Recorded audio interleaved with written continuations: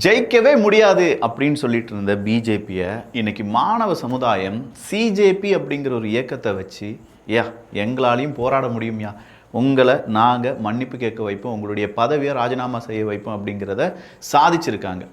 டெல்லியில் நடந்த இந்த போராட்டத்துக்கு ஹேட்ஸ் ஆஃப், சூப்பராக நிறைய விஷயங்கள் ஆர்கனைஸ்டாக செஞ்சாங்க. பட் உள்ளக்க நிறைய பேர் அதுக்குள்ளே வந்தாங்க அப்படிங்கிறதெல்லாம் நமக்கு தெரிஞ்ச விஷயம்தான். நீட்டினுடைய குளறுபடிகளுக்கு தான் அவங்க எதிராக போராட்டம் நடத்தினாங்களே தவிர பேன் நீட் அப்படிங்கிறது நடத்தல. நல்லா புரிஞ்சுக்கோங்க தமிழக வியூவர்ஸ், தமிழக அரசியலை புரிந்து கொள்ள வேண்டும் அப்படின்னு நினைக்கிறவங்க நீட்டை பேன் பண்ணணும் அப்படின்னு சொல்லி சிஜேபி கரப்பான் பூச்சிகள் போராடவில்லை. வி நீட் ஃபேர் நீட் அப்படின்னு சொன்னாங்க. 3 கோரிக்கைகள் வச்சாங்க.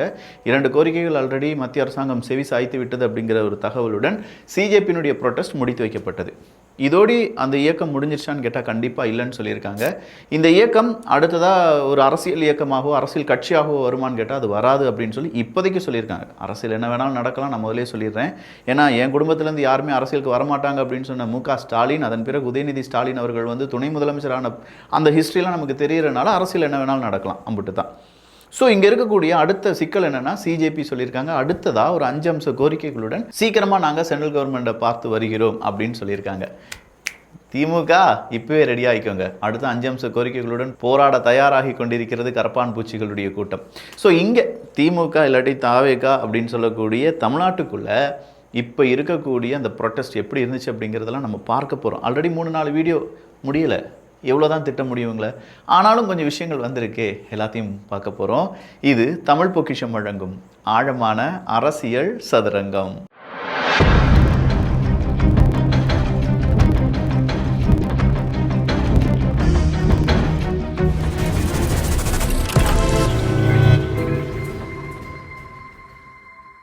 ஃபஸ்ட்டு நீங்கள் பார்க்க வேண்டிய விஷயம் என்ன அப்படின்னு பார்த்தீங்கன்னா, இந்த ப்ரொட்டஸ்ட் அப்படிங்கிறது ஒரு ஃபேக் நரேட்டிவால் செய்யப்பட்டது அப்படிங்கிறது தான்.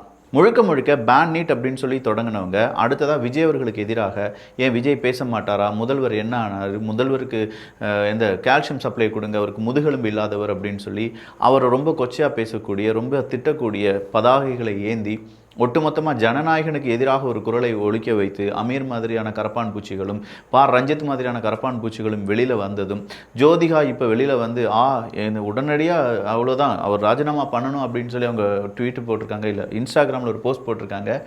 இதெல்லாம் போட வேண்டியது தமிழ்நாட்டில் 5 வருஷத்தில் என்னெல்லாம் பிரச்சனை நடந்துச்சு, ஏதாவது ஒரு இன்ஸ்டாகிராம் பதிவு போட்டாங்களா ஜோதிகா அக்கா? போட்டிருக்க மாட்டாங்க. அடுத்தா சூர்யானன் போட்டிருப்பாரா? போட்டிருக்க மாட்டார். சூர்யானன் என்ன சொல்லுவார், எப்பா என் பிறந்தநாள்லாம் கொண்டாடிதாதீங்கப்பா, மாணவர்கள் அங்கே போராடிட்டு இருக்காங்க, ஐயா இங்கே துப்புரவு பணியாளர்கள் போராடிட்டு இருந்தாங்க, உங்கள் பிறந்தநாள் கொண்டாட்டம் இருந்துச்சு, இங்கே மிகப்பெரிய அளவில் மகளிர் அங்கே இருக்க ஆசிரியர்கள் எல்லாருமே போராட்டத்தில் ஈடுபட்டு இருந்தாங்க, கிளாம்பாக்கம் பஸ் ஸ்டாண்டில் ஏகப்பட்ட போராட்டங்கள் நடந்துச்சு, ஒரு விஷயத்தை சூர்யா அவர்கள் பேசியிருந்தா கூட பரவாயில்ல அப்படின்னு சொல்லும்போது இங்கே தான் சிக்கல் உருவாகுது. நீங்கள் செலக்டிவாக சில பிரச்சனைகளை மட்டும் செலக்டிவாக சில கட்சிக்காரர்களுக்கு மட்டும் பேசும்போது தான் நார்மலாக இருக்கக்கூடிய மனிதர்கள் எல்லாரும் உங்களை பார்த்து கேள்விகள் கேட்குறாங்க.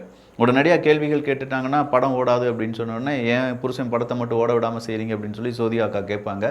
இது அப்படி கிடையாதுங்க. ஆனால் உண்மையிலே நீங்களே மனசாட்சி தொட்டு சொல்லுங்களேன், ஒரு திமுக அப்படின்னு சொல்லி இருக்கிறபோது கேள்விகள் எதுவுமே கேட்காம அடுத்த கட்சிகள் ஏதாவது வந்துட்டாங்கன்னா, உதாரணத்துக்கு இந்த பேன் நீட் அப்படிங்கிறத வெற்றிமாறன மாதிரியான அந்த ஆப்பர்ச்சுனிட்டிஸ்ட் எடுத்து பாருங்கள். அவங்க அதிமுக பீரியடில் பேன் நீட் அப்படின்னு சொல்லி உட்காந்தாங்க. ஆனால் திமுக பீரியட் 5 வருஷம் நல்லா பாருங்கள், 5 வருஷம் ஒன்றுமே பேசலை, எந்த ஒரு இடத்துலையும் பேன் நீட் அப்படிங்கிறதுலாம் பேசவே இல்லை. ஆனால் திடுதிப்புன்னு பார்த்தா அடுத்தா பேச ஆரம்பிச்சிட்டாங்க அப்படின்னு சொல்லும்போது இந்த மாதிரியான பல பிரச்சனைகள் இனி தமிழ்நாட்டில் அடிக்கடி உருவாகும். அப்படி உருவாகிறதுக்கு காரணம் இவங்களாக தான் இருப்பாங்க.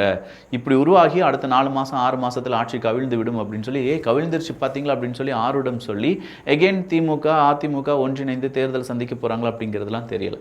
பட் இதனுடைய கோர் கான்செப்ட் அப்படிங்கிறது நேராக டைவர்ட் ஆகி மாணவர்களிடமிருந்து அப்படியே அவங்க ஹைஜாக் பண்ணி பொலிட்டிக்கலாக கனிமொழி அக்கா அவர்கள்லேருந்து எல்லாருமே உள்ளக்க போகிறாங்க, டிஆர்பி ராஜா அவர்கள் உள்ளக்க போகிறாங்க, அடுத்ததாக மக்கள் நீதி மையத்தில் சில நபர்கள் உள்ளக்க போகிறாங்க, இப்படின்னு சொல்லி கம்யூனிஸ்ட் கட்சிகள் அதற்கு இடம் கொடுக்கிறார்கள். அப்போ இதெல்லாமே ஒரு ஆர்கனைஸ்டு ஈவெண்ட்ஸாக இருந்துச்சு. தாவேகாக்கு எதிராக அவங்க நடத்தினது தான். பட் அது இப்போ ஃபெயிலியர், அட்டர் ஃபெயிலியர். ராஜ்மோகன் அவர்கள் உள்ளக்க இறங்கி பேசிட்டார், நீங்கள் தான் ஜெயிப்பீங்க, டெல்லி போராட்டம் ஜெயிச்சிருப்பா. ரஞ்சித் அவர்கள் பேசுகிறதுக்கெலாம் பதில் சொல்லிட்டு இருக்க முடியாது, அவருக்கும் சேர்த்து நான் உழைக்க தயாராக இருக்கேன், செயலில் காண்பிக்க போகிறேன் அப்படின்னு சொல்லி முடிச்சிட்டார் மனுஷன். அவ்வளோதான். ரஞ்சித் அவர்கள் ஃபேஸ் எங்கே வச்சுக்கிடுவாருன்னு தெரியல. ஏன்னா தலித்துக்காக நான் பேசுகிறேன் அப்படின்னு சொல்ல ரஞ்சித் படத்தில் மட்டும்தான் அவர் பேசுகிறாரு, ரியாலிட்டியில் அவர் என்ன செய்ய போகிறாரு, அவருடைய மக்களுக்காக என்ன செஞ்சிருக்காரு அப்படிங்கிற கேள்விகளுடன் நிறைய பேர் அவரை கேட்க ஆரம்பிச்சிட்டாங்க. அதே மாதிரி மாரி செல்வராஜ் மாதிரியான நபர்கள் எல்லாருமே எப்போ நீங்கள் பேசுங்க, அது அந்த 5 வருஷம் சைலண்டாக இருந்தது மட்டும்தான் அவங்க மேலே கோபமே தவிர நீங்கள் பேசவே கூடாதுன்னு சொல்லலை. நீங்கள்லாம் பேசணும், வலியை அனுபவித்தவர்கள். இப்போ ரஞ்சித் மாதிரியான மனிதர்கள் கண்டிப்பாக பேச வேண்டும்.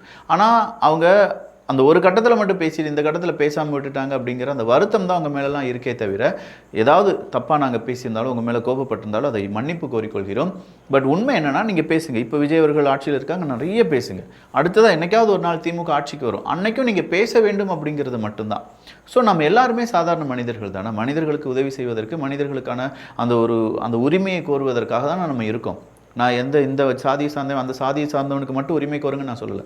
மனிதனுக்காக உரிமையை நம்ம கோருவோம், எப்போதுமே கோருவோம் அப்படிங்கிறது மட்டும்தான். ஸோ இங்கே அடுத்த அரசு அதிகாரிகளை வைத்து இவங்க ஒரு பெரிய பிளான் போட்டுட்ருக்காங்க. இதை திமுக பல தடவை சொல்லியிருக்காங்க, டைரெக்டாக சொல்லியிருக்காங்க, இன்டைரக்டாக சொல்லியிருக்காங்க. தபால் ஓட்டுகள் வந்து அதிகமாக எங்கே விழுந்துச்சு அப்படின்னு பார்த்தீங்கன்னா தாவேக்காக விழுந்துச்சு. கூடுதலாக தபால் ஓட்டு போட்டவங்க யார் அப்படின்னு சொல்லி பார்த்தீங்கன்னா, இந்த தமிழ்நாட்டு அரசாங்கத்தில் வேலை செய்யக்கூடிய நபர்கள் தான். அப்போது இந்த அரசு அலுவலகர்கள், அரசு அதிகாரிகள் இருக்காங்கல்ல, இவங்களால தான் தாவேக்கா விடும் அப்படின்னு சொன்னாங்க. அது எப்படி அப்படிங்கிறது இப்போ தெரிய ஆரம்பிச்சிருச்சு. இன்றைக்கே ஒரு அரசாங்க ஊழியர் வந்து நிறைய ஒரு கூட்டத்தில் வந்து பேசுகிறாரு, நாம் வந்து வாழவே முடியலை, நம்மளை சாகடிக்கிறானுங்க, வேலை வாங்குறாங்க, ஆனால் என்ன ஜிபேயில் கூட காசு வாங்க முடியலை, பாக்கெட்லேயும் காசு வைக்க முடியலை அப்படின்னு சொல்கிறாங்க. இதுவரையிலும் டிவிஏசி, அதாவது லஞ்ச ஒழிப்புத்துறை இருக்குது பார்த்தீங்களா, 2026 நம்ம திமுக ஆட்சி இருந்துச்சுல கொஞ்ச நாட்கள், அது வரையிலும் லஞ்சத்துக்கான ஏதாவது ஒரு அங்கே இருக்கக்கூடிய அரசு அதிகாரிகள் மீது லஞ்ச ஒழிப்புத்துறை ஏதாவது வழக்குகள் பதிவு செஞ்சாங்கன்னு கேட்டால் கிடையாது. ஆனால் இப்போது ஒரு 100 நாட்களில் 7 வழக்குகள் பதிவு செய்யப்பட்டிருக்கிறது.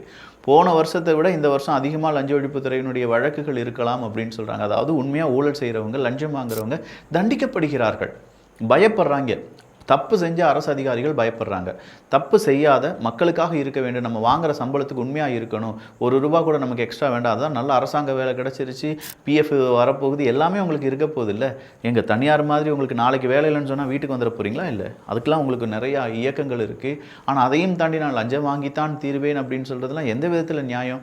அப்போ அவங்க சொல்கிறாங்க, இனி மந்திரி வராங்க, எம்எல்ஏ வராங்கன்னா அவங்களுக்காக நீங்கள் செலவு பண்ணாதீங்கயா. உங்களை யார் பண்ண சொல்கிறா? எதுக்கு நீங்கள் அரசு அதிகாரிகளாக இருந்து செலவு பண்ணணும்? அவங்களுக்கான ஒரு ஃபண்டு இருக்கா? இப்போ நம்ம வந்து கார்ப்பரேட் ஃபண்டெல்லாம் இருக்குது, அவங்களுக்கான எக்ஸ்ட்ரா வரக்கூடிய ஃபண்டை வச்சு அவங்க சிஎஸ்ஆர் ஆக்டிவிட்டி பண்ணுவாங்க. இந்த மாதிரி யாராவது வராங்கன்னா அவங்களுக்கான ஒரு சின்ன சின்ன வேலைகள் செய்வாங்க. இதே மாதிரி ஏதாவது ஒரு ஃபண்டை ஆர்கனைஸ் பண்ணுங்கள், இல்லாட்டி எம்எல்ஏ வரட்டும், எம்பி வரட்டும், நீங்கள் பாட்டுக்கு உங்களுடைய வேலையை செய்ய வேண்டியதானே. அவங்களுக்காக இனிமேல் நம்ம காசு செலவழிக்கக்கூடாது அப்படின்னு சொல்லி. அப்போ காசு செலவழிக்கிறதுக்காக நமக்கு காசு தேவைப்படுது. உங்களுக்கு புரியுதா? அவங்களாம் வரும்போது காசு செலவழிக்கிறோம்ல, அந்த எந்த காசு எங்கேருந்து வரும்? மக்கள்கிட்ட நான் லஞ்சமாக வாங்குவேன், நான் வாங்குறது என்னுடைய உரிமை, அதை வாங்க விடுங்கடா அப்படின்னு சொல்கிறாரு. இது எந்த விதத்தில் நியாயம் அப்படிங்கிறது எனக்கு சுத்தமாக தெரியலை. அப்போ இவங்களால் இனிய ஒரு பெரிய பிரச்சனை தமிழ்நாடு அரசாங்கம் சந்திக்க போகிறது. அவங்களால மட்டும் கிடையாதுங்க. அடுத்ததாக டாஸ்மாகை வந்து தனியாருக்கு கொண்டு வரலாமா இல்லையா அப்படிங்கிறத பற்றி பேசிகிட்டு இருக்கோன்னு சொல்லி அமைச்சர் விக்னேஷ் அவர்கள் சொல்லிட்டாங்க. அது இன்றைக்கி ஒரு பெரிய டிபேட்டாக ஓடிட்டுருக்கு. ஆனால் இப்போது இந்த 3-4 தினங்களாக கரப்பாம்பூச்சி இந்த டிபேட்டெல்லாம் அமுக்கி வச்சுருந்தாங்க. இனி அது கொஞ்சம் கொஞ்சமாக வெளியில் வரும் என்பதும் குறிப்பிடத்தக்கது. திடுதிப்புன்னு பார்த்தா அழகிரி அவர்கள் இன்றைக்கி ரொம்ப பெரிய அளவில் ட்ரெண்டாக இருந்தார். காரணம் என்னென்னா, அழகிரி அவர்களுடைய மகள் பேங்கினுடைய ஒரு எம்ப்ளாயி, முக்கியமான ஒரு அதிகாரியை கன்னத்திலே அரைஞ்ச ஒரு வீடியோ ரொம்ப வைரல். அதனால் அவங்க மேலே வழக்கு தொடர்ந்துருக்காங்க அப்படின்னு சொல்கிறாங்க. எதுக்காக என்ன அப்படிங்கிறதெல்லாம் இனிமேல் அவங்க எக்ஸ்பிளைன் பண்ணுவாங்களா இருக்கும். அரசியல் கட்சியாக இல்லை அப்படின்னு சொன்ன சிஜேபி பார்ட்டியை இனிமேல் திமுக எப்படி சீண்ட போகிறது அப்படிங்கிறது தெரியல. ஏன்னா இன்றைக்கே ரொம்ப பெரிய அளவில் ஐயா இந்த ஜென்சி டிஎம்கே அப்படின்னு சொல்லி டிஷர்ட்லாம் போட்டுட்டு வராதிங்க, ஆல்ரெடி இந்த போராட்டம் ஒரு பக்கமாக போகுது அப்படின்னு சொல்லி நிறைய பேர் விமர்சனம் பண்ணிட்டு இருக்காங்க, இதில் அரசியலை கலந்து விடாதீர்களப்பா தயவு செஞ்சு அப்படின்னு சொல்லி சிஜேபியினுடைய ஆர்கனைசர்ஸ் கேட்டுக்கொண்டார்கள். அதனால் ஜூலி உட்பட நிறைய பேர் வெளியே அனுப்பப்பட்டார்கள். அவங்க டிஷர்ட் கழட்டப்பட்டது என்பதும் குறிப்பிடத்தக்கது. ஸோ இந்த மாதிரி ஒரு ஒரு ஒரு ப்ரொட்டஸ்ட்டை ஏற்படுத்தி அதில் அரசியலை கலந்து, அதில் தலித் அரசியலை கலந்து, அதில் மிகப்பெரிய அளவில் ஏதாவது ஒரு வெற்றிடத்தை உருவாக்கி அந்த வெற்றிடம் வழியாக நம்ம ஆட்கள் உள்ளே கொண்டு வந்துடலாம் அப்படின்னு நினைக்கிறக்கூடிய வேண்டாம். ஜனநாயகன் படம் பார்த்துட்டு இருந்தனால விர்ச்சுவல் வாரியர்ஸ் என்ன செஞ்சாங்க, அமைதியாக இருந்தாங்க. இன்றைக்கி எல்லாரும் வெளியில் வந்துட்டான். வெளியில் வந்து எவன் வேண்டாம் போராடினது, வாடா எல்லாம் ரிவர்ஸ் சர்ச் பண்ணி கூகுள்லேருந்து இன்ஸ்டாகிராம்லேருந்து ஒவ்வொருத்தன் ப்ரொஃபைல் எடுத்து நீ திமுகவினுடைய கொத்தடிமை, நீ ப்ரைடு கொத்தூஸ், நீ ப்ரௌடு கொத்தூஸ் அப்படின்னு சொல்லி வகை வகையாக பிரித்து கேட்டகரைஸ் பண்ணி, நீலாம் தான்றா இப்படி கத்தியிருக்க, நீலாம் தான்றா விஜய் அவர்களுடைய புகைப்படத்தை இப்படி மாற்றி மாஃபிங் பண்ணி வச்சுருக்க, உன்னுடைய தகுதி என்னன்னு சொல்லி எல்லா ப்ரொஃபைலையும் தூக்கி வெளியில் கொண்டு வந்துட்டாங்க. எங்கேயா இருக்கீங்க நீங்களாம்? உங்களெல்லாம் பார்க்கும்போது இல்லை உங்களெல்லாம் பார்க்கணும்னு தோணுதியா அப்படிங்கிற மாதிரி இருந்துச்சு. அந்த வேலை செய்கிறாங்க விஜய் அவர்களுக்காக. இந்த வேலையை கண்டிப்பாக திமுகவால் செய்ய முடியாது. இனி வரும் காலங்களில் கூட இனிமேல் செய்ய முடியாது. திமுக ஒரு அவுடேட்டடான கட்சியாக மாறிட்டு இருக்கு. ரொம்ப ரொம்ப ஸ்பீடாக ஒரு நியூ ஜென் அப்படிங்கிறது தமிழக அரசியலில் புயலாக வீசி வருகிறது. இந்த மாணவர்கள் போராட்டத்திலேருந்து அது திமுக புரிந்து கொள்வார்கள் அப்படின்னு சொல்லி நாங்கள் நம்புகிறோம். ஏன்னா இந்த மாணவர்கள் போராட்டத்தை திமுக ஹைஜாக் பண்ண நினைக்கும் போது நிறைய மாணவர்கள் எதிர்ப்பு தெரிவித்தாங்க. இன்ஸ்டாகிராம்லாம் போட்டு கிடிச்சு தள்ளிட்டாங்கன்னு வச்சுக்கோங்களேன். இனி உங்கள் பப்பு வேகாதுப்பா அப்படிங்கிறது தான். போராட்டத்தை முடித்துக் கொள்கிறோம் அப்படின்னு சொன்ன உடனே என்ன ஹீரோ ஆக்காதீங்கப்பா அப்படின்னு சொல்லியிருக்காரு அபிஜித் திப்கே அவர்கள்.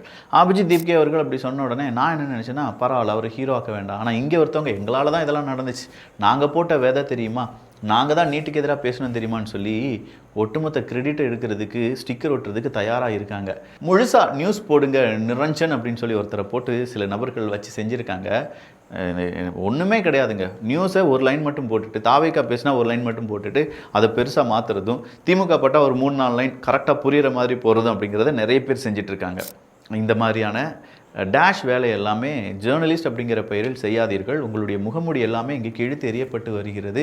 கண்டிப்பாக இன்னைக்கு இல்லை நாளைக்கு நீங்கள் அம்பலப்பட்டு நிற்பீர்கள். அதை விர்ச்சுவல் வாரியாக செஞ்சு முடிச்சிருவாங்க, பார்த்துக்கோங்க. திமுக ஐடி விங் மாதிரியும் அதிமுக ஐடி விங் மாதிரியும் கிடையாது. சரி, இந்த இடத்துல நீட்டுக்கு எதிரான போராட்டம் அப்படின்னு சொல்லி நாம் தமிழர் கட்சியினுடைய போராட்டம்லாம் நடந்துச்சுல, முழுக்க முழுக்க விஜய் அவர்களுடைய எதிர்ப்பு தான். இடும்பவனம் கார்த்திக் அவர்கள் பேசினதாக இருக்கட்டும், அடுத்ததாக நிறைய நபர்கள் பேசினதாக இருக்கட்டும், நாம் தமிழர் கட்சி எதை நோக்கி பயணம் செய்கிறது அப்படிங்கிறத என்னால் உணர்ந்து கொள்ளவே முடியலை. தமிழ் தேசியமா, இல்லை தமிழ்நாட்டு அரசியலில் புதிய மாற்றமா, இல்லை விஜய் அவர்களுடைய எதிர்ப்பு மட்டுமா அப்படிங்கிறத போக போக பார்க்கலாம். ஸோ இதே மாதிரி இன்னும் பல அப்டுடேட்டான செய்திகளுக்கு அரசியல் சதுரங்கத்தை சப்ஸ்கிரைப் பண்ணிக்கோங்க. கண்டிப்பாக இன்னும் நிறைய டிபேட் நம்ம நடத்த போகிறோம். நிறைய வேலை நமக்கு இருக்குது. நல்லதை பகிர்ந்து நல்ல சமுதாயத்தை உருவாக்குவோம். நன்றி, வணக்கம்.